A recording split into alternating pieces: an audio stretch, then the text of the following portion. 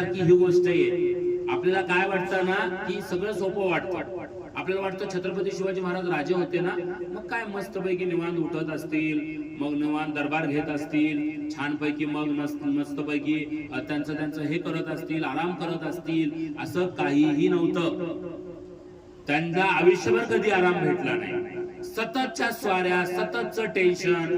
कारण आजूबाजूला एवढे बलाढ्य लोक होते है ना, आदिलशाह असेल, औरंगजेब, एवढे बलाढ्य लोक होते. ते कंटिन्यूस काही ना काहीतरी खुरापती काढण्यावरच होते है ना. जसं की आपण बघितलं, त्यांनी शाहिस्ते खानाला पाठवलं, त्यांनी अफजल खानाला पाठवलं, मिर्झा राजांना पाठवलं, असं अनेक गोष्टी ते करत होते. आणि त्याच्यामध्येच त्यांना पूर्ण वेळ द्यावा लागला. स्वकीयाशी पण लढावं लागलं. काही त्यांचे जे स्वकीय होते त्यांच्याच जीवावर उठले होते. आपल्याच कसं असतं ना, ज्यावेळेस आपण मोठे होतो त्यावेळेस आपले लोक वैरी होत असतात है ना. आपण एखाद्या घरामध्ये एखादं नवीन घर घेतलं, शेजाऱ्या पाजाऱ्याला काही घेणं देणं नसतं, पण ते आपल्यावर जळत असतात.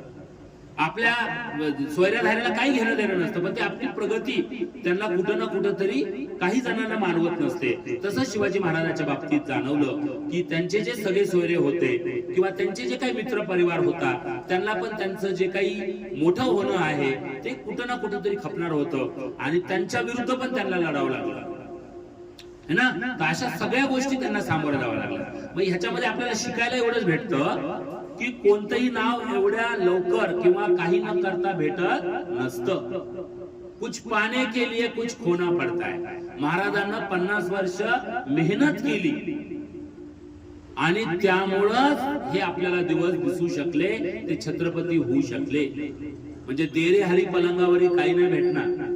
देवा मला पास कर, तर देव पण म्हणतो अरे गाढवा अभ्यास कर. मेहनत जो करतो तोच पुढे जातो.